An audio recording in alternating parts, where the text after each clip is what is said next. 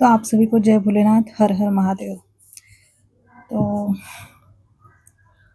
आज के टॉपिक की शुरुआत करते हैं कि क्या हमें जीवन में पेशेंस रखना चाहिए, संयम रखना चाहिए। अगर हमारा कोई ड्रीम है, हम कोई एग्ज़ाम क्रैक करना चाहते हैं या कोई बिजनेस करना चाहते हैं या बहुत से कुछ ऐसे होते हैं, या किसी को शादी करनी है, या ऐसे बहुत से कोई फैमिली प्लानिंग करता है, और ऐसे बहुत से लोगों के पास बहुत से प्रश्न हैं। तो उन प्रश्नों को अगर लिया जाए तो कभी-कभी लगता है कि क्यों हम जब माँग रहे हैं, क्योंकि अभी हमें जिस चीज़ की ज़रूरत है वो मुझे क्यों नहीं मिल रही? क्योंकि अभी मुझे उस चीज़ की ज़रूरत है। अभी मुझे नौकरी की ज़रूरत है, अभी मुझे जीवन साथी की ज़रूरत है, अभी मुझे फैमिली प्लानिंग करनी है, तो अभी मुझे कंसीव करना है, या ऐसी बहुत सी चीज़ें हैं जो पुरुषों में और स्त्रियों में पुरुष और महिलाओं दोनों में चलती रहती है। एक तो आजकल सबसे पहले ऐसा लगता है कि टाइमिंग क्या है, व्हाट इज़ द टाइमिंग। जब हम किसी को अपना दुखड़ा सुनाते हैं तो वो कहता है कि सही समय पर सब सही हो जाएगा। तो फिर हम सोचते हैं कि अब क्या चल रहा है? अब सही समय नहीं चल रहा है, मतलब अब क्या चल रहा है? अब किसका समय चल रहा है? तो समय किसी का नहीं चल रहा है। हम सिर्फ ऐसी डायमेंशन में हैं कि सबका अपना-अपना अपने कर्मानुसार चल रहा है। हमें लगता है कि वो सफल है, हमें लगता है कि उसकी शादी हो गई, हमें लगता है कि उसके बच्चे हो गए, और हमारा कुछ नहीं है, कुछ नहीं हुआ है। हम कब से लेके अब तक एक ही जगह पे खड़े हैं। हमें ये प्रश्न आते हैं और ये सहज है और आने भी चाहिए। अगर जब हम सेल्फ क्वेश्चन करते हैं कि व्हाय, तब हमें समझ में आता है कि नहीं, नियति के फेराज में, नियति के टाइमिंग में समय लगता है। क्योंकि देखिए, हाथों की उंगलियां देखी आपने, देख रहे हैं ना, ये पांचों एक समान नहीं है। ये पांचों एक समान नहीं है। आपके साथ जिस व्यक्ति ने जन्म लिया है, जैसे कि आपके ही स्कूल की फ्रेंड आप ले लो, आपके ही स्कूल की फ्रेंड ले लो, तो आपका जन्म भी आगे पीछे महीनों के हिसाब से होता है। जैसे कि किसी का अक्टूबर में हुआ, किसी का सितंबर में, अक्टूबर में, लेकिन ये एक ही साल के हैं, एक ही एज में है, लेकिन सबके अपने अपने कर्मास है। सबने पिछले जन्मों में जो कर्म किए हैं उनके अनुसार ही उनको जन्म भी मिला है, उनके अनुसार ही उनके जीवन में जो भी घटना हो रही है वो हो रही है। मतलब सबसे पहले पढ़ाई, फिर शादी, फिर बच्चे, फिर घर घर गृहस्थी, फिर अगर पुरुषों का रहा तो उनका अम, क्या कहते हैं, अ, मैं ही भूल जाती हूँ, ये कि उनकी पढ़ाई, फिर उनका करियर, फिर उनकी नौकरी, फिर उनकी शादी, मतलब ऐसा होता है। तो मोस्टली हम स्त्रियों का कैसे है कि हमारी एक उम्र के बाद हमारे घर वाले कहते हैं कि शादी हो जानी चाहिए। वो देखते भी है, करा भी देते हैं और शादी हो भी जाती है। लेकिन पुरुषों का ऐसा नहीं होता। पुरुषों के पीछे हम कहते हैं कि जीवन सिर्फ लड़कियों का ही, मतलब कहते हैं कि महिलाओं का जीवन बहुत कठिन है। लेकिन कभी-कभी मुझे लगता है, मेरे नज़रिए से, मेरे पॉइंट ऑफ व्यू से मुझे कभी-कभी लगता है कि हाँ, हमारा है, हम स्वीकार करते हैं। अगर जिस घर में आपको एजुकेशन नहीं मिला, कभी-कभी ये भी होता है कि आपके पढ़ाई के विरुद्ध होते हैं लोग, कि हाँ, 12th हो गया, ग्रेजुएशन हो गया, इसके बाद आप पढ़ेंगे नहीं, आपकी शादी कर दी जाएगी, आपको जो भी करना है आप अब अगले घर में जाके करो। ठीक है, लड़कियों के लिए ये बहाना होता है, पर पुरुषों के लिए ऑप्शन नहीं होता है। कि पुरुषों की कितनी बड़ी समस्या है। तो आज हम इसी इसी विषय पर बात करते हैं कि जीवन दोनों का भी सेम ही है, एक ही समान है। बस इतना है कि अगर देखा जाए तो स्त्रियों से भी, महिलाओं से भी ज़्यादा कभी-कभी मुझे लगता है कि पुरुषों का जीवन कठिन है, और उनके अनुसार अगर देखा जाए तो फिर ये समझ आता है कि महिलाओं का भी जीवन उतना ही कठिन है। तो ये सब हमारे वर्ड्स ही हैं जो कठिन बनाते हैं, और हमारे शब्द ही है जो इसे अच्छे से, मतलब समान बना सकते हैं, आनंददायी बना सकते हैं। तो ये बात हो गई कि स्त्रियों का ये होता है पर कभी-कभी जिस घर में अगर पिता नहीं है, माता है, पिताजी एक्सपायर हो गए, उस घर में ये होता है, एक तो पढ़ाई बहुत सीरियस हो जाती है, क्योंकि पढ़ना है, जीवन में कुछ करना है, नौकरी करनी है, अपने घर को सँभालना है। वो कोई महिला वो नहीं सोचती कि मुझे शादी करनी है, अगले घर जाना है, ये नहीं सोचती। वो सोचती है कि मेरी माँ अकेली है, मेरे बहन-भाई है, तो वो पढ़ने में तवज्जो देती है, मतलब पढ़ने में अपना ज़्यादा ध्यान देती है। पर नियति का खेल ऐसा भी होता है कि कभी-कभी नहीं, मोस्टली ऐसा होता है कि उसके जीवन में बहुत सी परीक्षाएँ आती है कि एक तो युवा अवस्था होती है, युवा अवस्था में इंसान का मन सबको पता है कैसा होता है, कभी इधर, कभी उधर।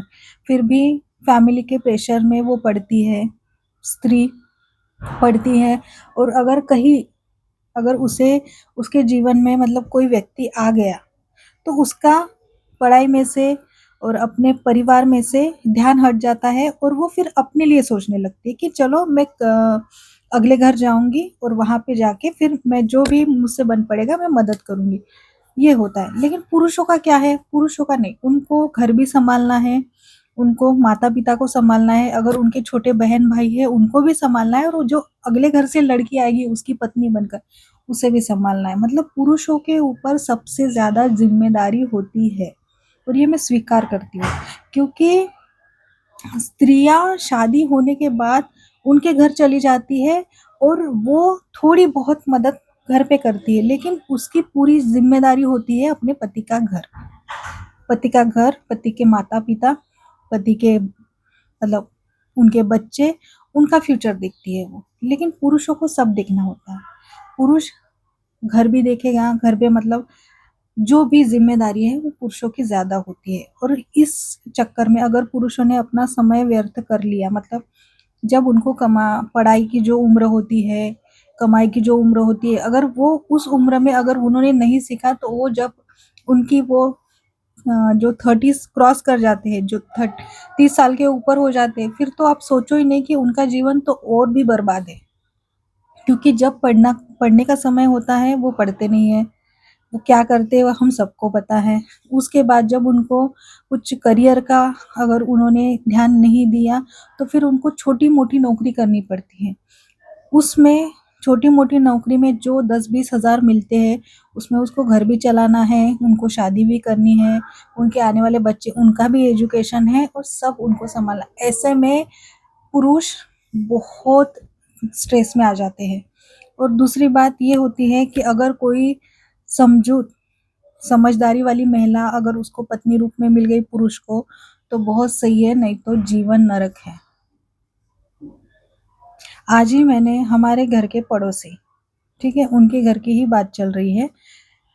तो ऐसा हुआ कि उनका मतलब जो भी है, अब उनकी शादी हो गई, लेकिन वो जो लड़की है, उसके विचार बहुत अलग है। वो चाहती है कि मेरा पति बहुत अच्छा कमाए, बहुत अच्छे से रखे मुझे, उनकी सेविंग भी हो, और उनके वैकेशंस में भी जाए वो। दूसरी बात, घर पर हर 1 महीने में कुछ ना कुछ प्रोग्राम्स होता रहे, जिससे घर के मतलब वो जो लड़की है, जो भाभी है, वो ये जीवन चाहती है कि उनको एक शाही जीवन जीना है, ठीक है?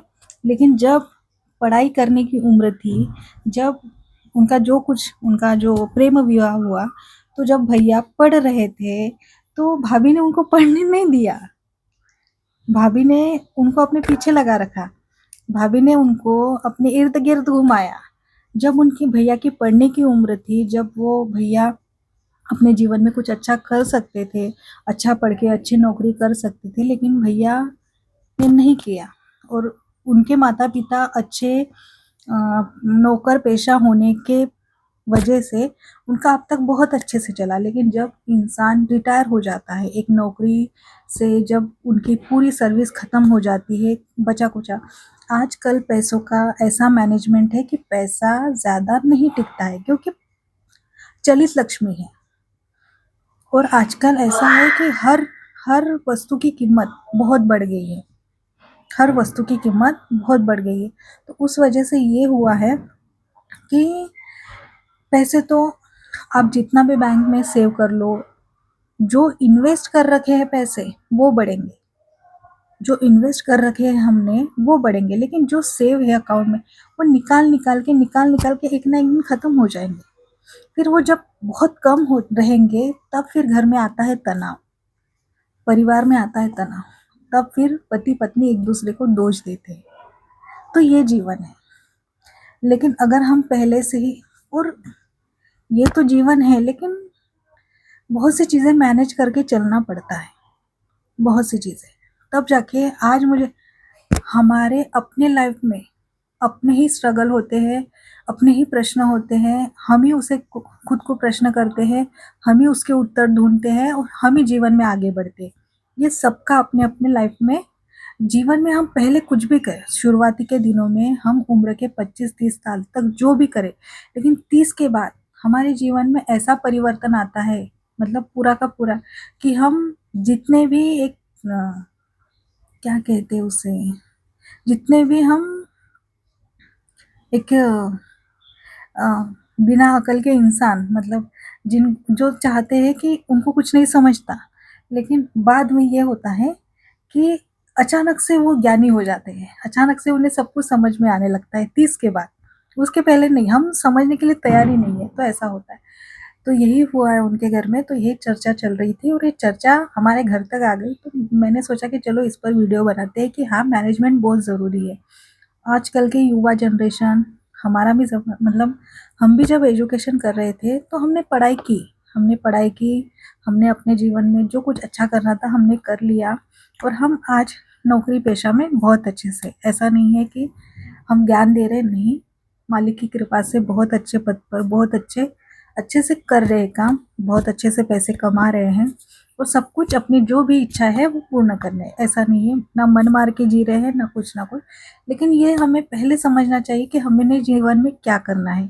अगर वो भैया, जब मेरे मतलब मेरी माँ से जब बात कर रही थी, क्योंकि घर पे उनके कलेश चल रहा था, तो भैया घर पे आए थे, तो उन्होंने बोला कि कभी कभी लगता है कि जब पढ़ने की उम्र थी मेरी तो मैं अच्छे से पढ़ लेता, अच्छे से ग्रेजुएशन कर लेता, आपके घर में जैसे ही कॉम्पिटिटिव एग्ज़ाम की प्रिपरेशन कर रहे थे आपके बच्चे, उन्हीं के साथ थोड़ा बहुत कर लेता, तो आज मेरा एक हाथ पोस्ट निकल जाता।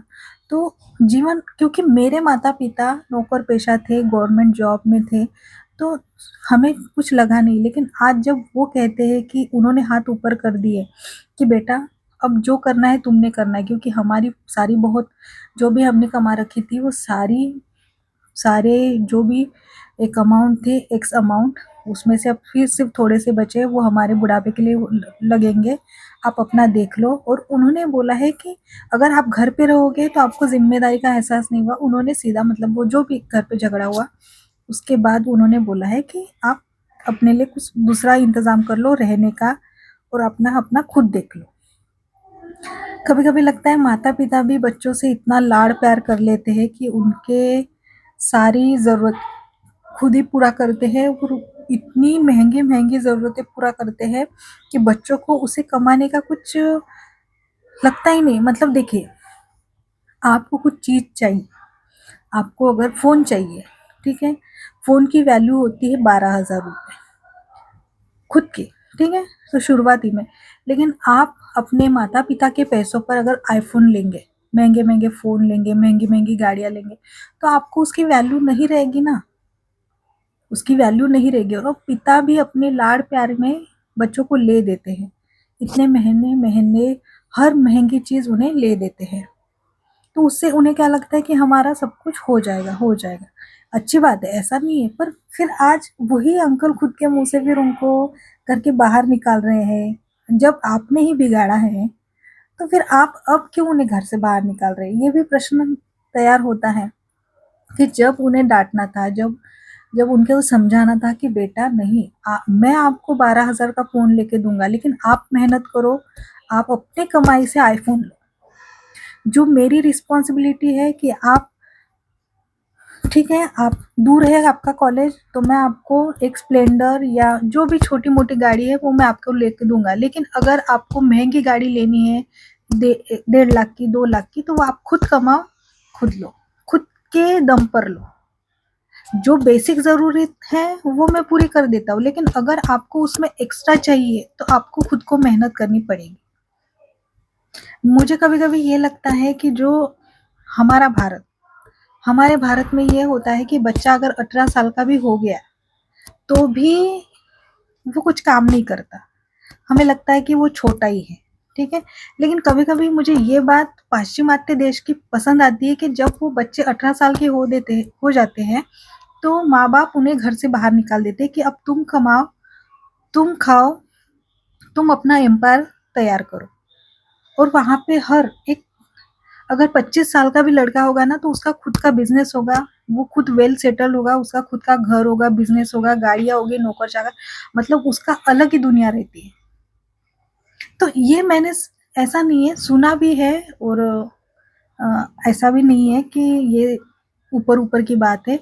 जो हमारे रिश्ते में एक दूर के रिश्तेदार हैं, उनके पड़ोसी, उनके ही पड़ोसी वहाँ पे गए, वहाँ पे ही सेटल हो गए, लेकिन उनका भी सेम उन्होंने भी यही किया। उनका बेटा आज 30 साल का बेटा है, और वो उसका कुछ मतलब सब कुछ अलग है। घर अलग है, उसके बीवी, बच्चे सब अलग रहते हैं, और सब कुछ अलग है उनका। तो ये हाँ, जो हम सुन रहे हैं वो कहीं-कहीं सत्य है। तो 18 साल के जब हमारे यहाँ पे लड़के होते हैं, लड़कियाँ होती हैं, तो हमें उनको यही बताना है कि देखो, अभी से आपको अगर आदत रहेगी कमाने की, पढ़ाई भी करो, पढ़ाई भी करो, लेकिन पैसे कैसे कमाते हैं वो भी सोचो। कोई बिज़नेस या कुछ छोटा-मोटा पार्ट टाइम जॉब या एफिलिएट मार्केटिंग या जो भी है, वो स्किल सिखाओ उन्हें। अगर बच्चे स्किल सीखेंगे तो ऑटोमेटिक वो घर बैठे-बैठे कुछ ना कुछ कर लेंगे। तो यही बात थी, और आज कुछ ऐसा विषय नहीं था। मैंने कल ही अपना जो भी भाव था महादेव के प्रति वो आपको बता दिया था, और आज सडनली ऐसा कुछ भक्ति का मुझे लगा नहीं।